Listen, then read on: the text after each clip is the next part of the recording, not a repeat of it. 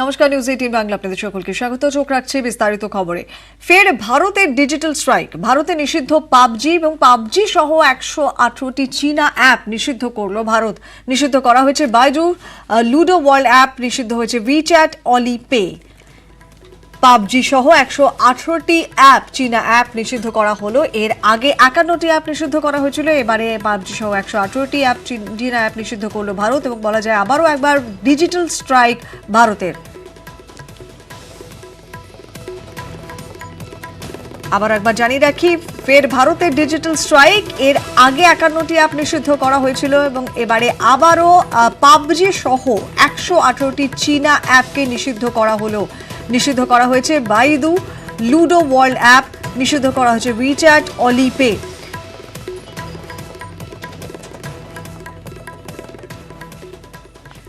আমাদের সঙ্গে এই মুহূর্তে রয়েছেন বিভাস চট্টোপাধ্যায়, সাইবার আইনজীবী। কথা বলবো তার সঙ্গে। বিভাসবাবু, নিউজ 18 বাংলা আপনাকে স্বাগত জানাই। এবং রয়েছেন সন্দীপ সেনগুপ্ত, এথিক্যাল হ্যাকার। সন্দীপ বাবু, আপনাকেও স্বাগত জানাই।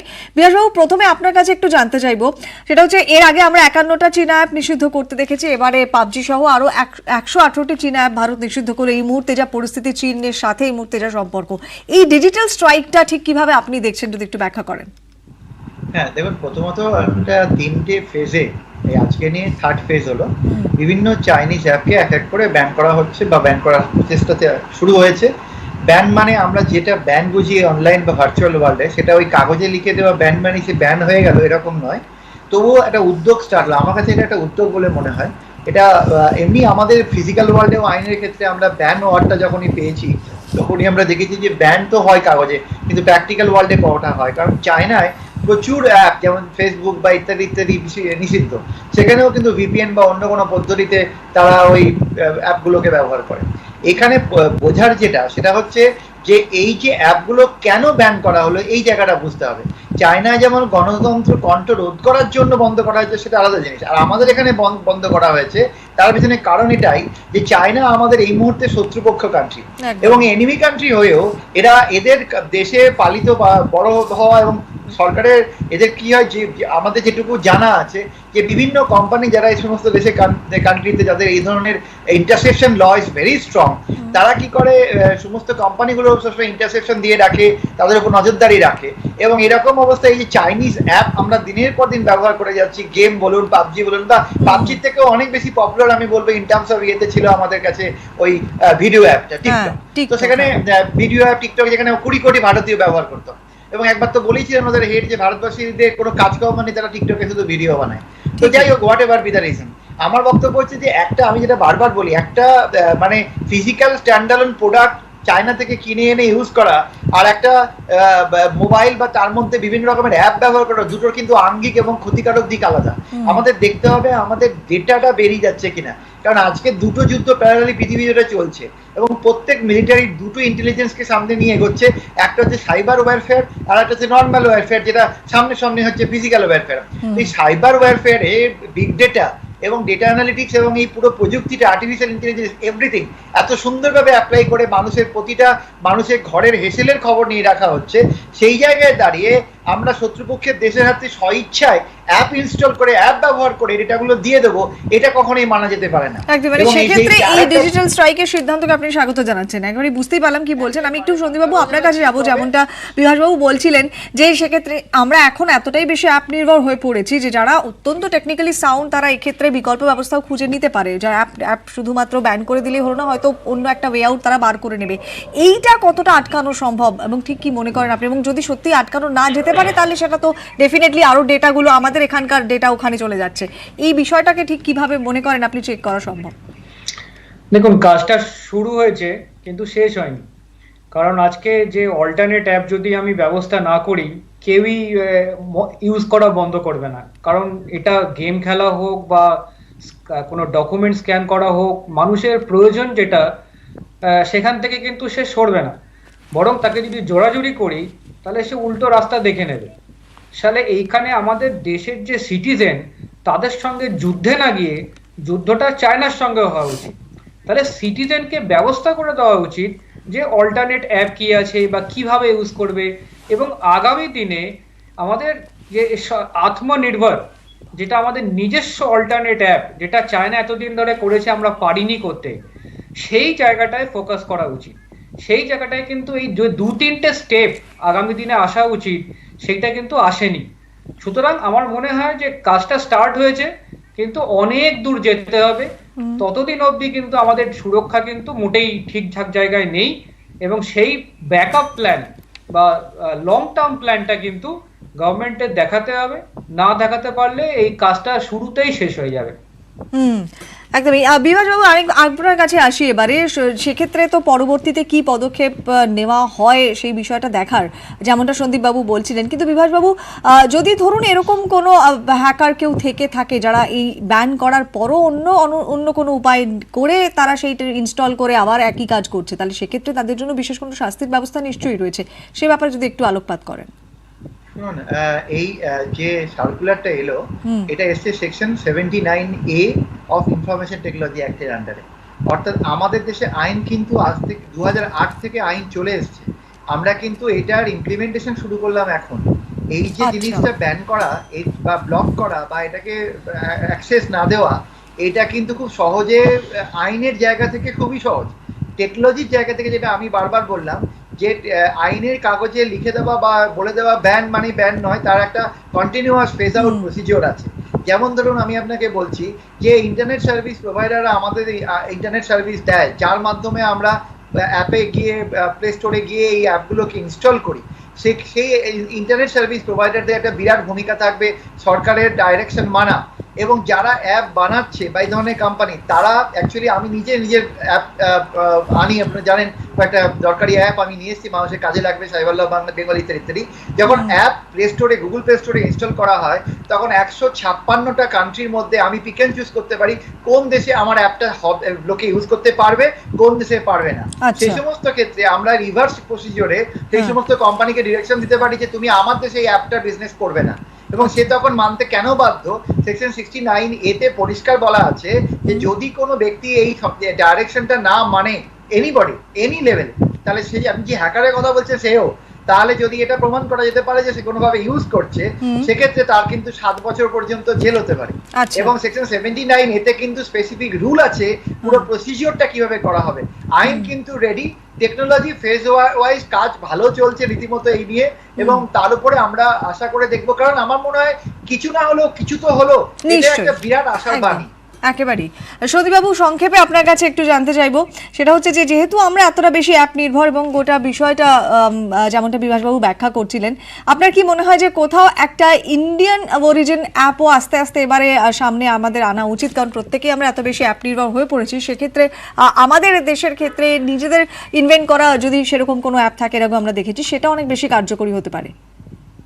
মজার ব্যাপার দেখুন, আজকে যতগুলো অ্যাপ ব্যান্ড হয়েছে তার ইকুইভ্যালেন্ট অনেকগুলোই কিন্তু ইন্ডিয়ান অ্যাপ আছে। কিন্তু আজকে চায়না যেভাবে পয়সা ঢেলে পাবলিসিটি করে যে অ্যাপগুলোর সম্বন্ধে সবার কাছে পৌঁছে গেছে, আমাদের যে ইকুইভ্যালেন্ট অ্যাড সেইটা নিয়ে কিন্তু লোকজন খুব একটা জানে না। এইটা একবার একটা নিউজ পেপার এবং মিডিয়াতে বেরিয়েছিল কম্প্যারিজন, যে এইটা ব্যান্ড হলে কোনটা ইউজ হবে। আমার মনে হয় সেইটা প্রাইভেট লেভেলে বা মিডিয়ার থেকে শুধু না করে গভর্নমেন্টের উচিত বলা যে আমি 118টা ব্যান করলাম, তার এগেনস্টে এই 118টা হচ্ছে অল্টারনেট। এইটা যদি পৌঁছে দিতে পারে, তাহলেই কিন্তু লোকে স্বতঃস্ফূর্ত ভাবে অ্যাপগুলোকে ইউজ করা বন্ধ করে দেবে। সেই জায়গাটায় কিন্তু হয়নি। সেই জায়গাটা যে মুহূর্তে হবে, সঙ্গে সঙ্গে কিন্তু অলরেডি যে এক্সিস্টিং ইন্ডিয়ান বা অন্য কোনো কান্ট্রির অ্যাপ যেগুলো অলরেডি মার্কেটে আছে, সেইগুলোকে একটু হাইলাইট করতে হবে। সেইটা হলেই কিন্তু সমস্যাটা মিটে যাবে। একেবারে আমাদেরও নজর সেদিকেই থাকে যে পরবর্তীতে কি হয়। অনেক ধন্যবাদ বিভাসবাবু এবং সন্দীপবাবু, আপনাদের দুজনকেই। তবে ইতিমধ্যেই পাবজি সহ আরও 118টি অ্যাপকে নিষিদ্ধ করে ভারত আরও একবার সাইবার ডিজিটাল স্ট্রাইকের বার্তা ঘোষণা করলো, এবং এই মুহূর্তে পুরোপুরি ভারতীয় সেনার দখলে রয়েছে পূর্ব লাদাখের প্যাংগং লেকের দক্ষিণের ব্রিজ এলাকা। ভারতীয় সেনার দাবি, চীনের এলাকায় তারা কোনো অনুপ্রবেশ করেনি, কিন্তু নিজেদের এলাকাতে শক্তি বাড়িয়ে রেখেছে। ভারতীয় সেনার আরও বার্তা, প্রধানমন্ত্রী নরেন্দ্র মোদী নেতৃত্বে সীমান্ত সুরক্ষা বজায় রাখতে বদ্ধপরিকর বাহিনী, তাই সীমান্তে শান্তি বজায় রাখতে চীনকেই এগিয়ে আসতে হবে। শনিবার থেকে বারবার সীমান্তে অনুপ্রবেশের চেষ্টা করেছে লাল ফৌজ, পাল্টা জবাব দিয়েছে ভারতীয় সেনা। যে চাইনিজরা এখন একটা পজিশন অফ ডিসঅ্যাডভান্টেজে চলে গেছে, কি যেহেতু আমাদের সাদার্ন ব্যাংক পুরো স্ট্র্যাটেজিক হাইটসগুলো আমাদের স্পেশাল ফোর্সেস বলুন, আমাদের ব্যাটালিয়ন্স বলুন, কারণ এখন চায়না যেমন নিজেকে তৈরি করেছে, ইন্ডিয়াও নিজেকে তৈরি করে রেখেছে অল অ্যালং দ্য বর্ডার। এবং এই বর্ডারে তৈরির জন্যে তারা, এটা একটা লং রান প্রসিজার যেটা চলবে, এটা এমনি নয় যে আজকে শুরু হলো কালকেই শেষ হয়ে যাবে। চায়না ইনকাশন করতেই থাকবে, চায়নার কথার কোনো দাম নেই, চায়না বিশ্বাসঘাতক করতে নাম্বার ওয়ান। চায়নার সাইকোলজিক্যাল ওয়ারফেয়ার আরেকটা জিনিস যেটা ও সবসময় করে, নানা জায়গায় ও ডামি পজিশন তৈরি করে রাখে এবং সেটা মনে হয় স্যাটেলাইটে যে এটা আসল পজিশন, কিন্তু সেটা আসল পজিশন নয়। তো এইরকম সাইকোলজিক্যাল ওয়ারফেয়ারও চায়না প্রচুর করে। চায়না মুখে এক কথা বলে, পিছনে আরেকটা জিনিস করে বসে। তো এই সব জিনিসগুলো যখন সাথে সাথে চলতে থাকে, তখন আমরা এটা দেখতে পারি যে এটা একটা লং রান প্রসেস। কারণ এই প্যান্ডেমিকের চলতে কোনো কান্ট্রি এখন ইকোনমিক্যালি সুইটেবল নয় টু ফাইট এ ওয়ার।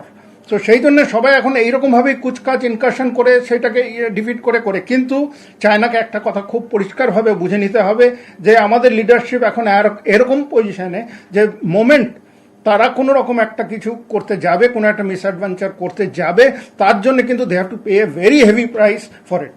পরে চালু হতে চলেছে আবারও কলকাতা থেকে লন্ডন একেবারে ডিরেক্ট ফ্লাইট 17 সেপ্টেম্বর থেকে চালু হয়ে যাবে। আরও বিস্তারিত কি কি তথ্য পাওয়া যাচ্ছে সরাসরি চলে যাব, আমাদের প্রতিনিধি শালিনী দত্ত রয়েছেন আমার সঙ্গে সরাসরি।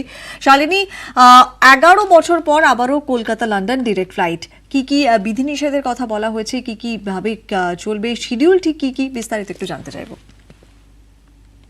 দেখো কোয়েল, যেরকম তুমি বললে এই যে কলকাতা থেকে হিথ্রো, কলকাতা থেকে অর্থাৎ লন্ডন ফ্লাইট শুরু হচ্ছে, এই 17 সেপ্টেম্বর থেকে সেই ফ্লাইট শুরু হবে এবং প্রত্যেক সপ্তাহে 2 দিন করে ফ্লাইট, অর্থাৎ বুধবার এবং রোববার ফ্লাইট কলকাতা থেকে হিথ্রো এয়ারপোর্ট অর্থাৎ লন্ডন যাবে এবং হিথ্রো এয়ারপোর্ট ওর থেকে কলকাতা এয়ারপোর্ট আসবে এই 2 দিন, বুধবার এবং শনিবার। সুতরাং এই ভাবে একটা শিডিউল এখনো অব্দি এই শিডিউলটাই বানানো হয়েছে এবং 2 দিন করে চলবে এই ফ্লাইট।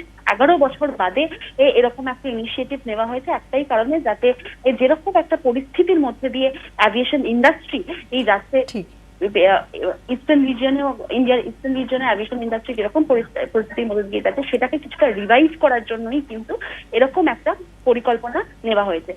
শালিনী, এই কলকাতা থেকে প্রথম এয়ার বাবল উড়ানের কথা বলা হচ্ছে এবারে, কলকাতা লন্ডন যে ডিরেক্ট ফ্লাইট, এই এয়ার বাবল উড়ান ঠিক কি, একটু বিস্তারিত জানতে চাইবো।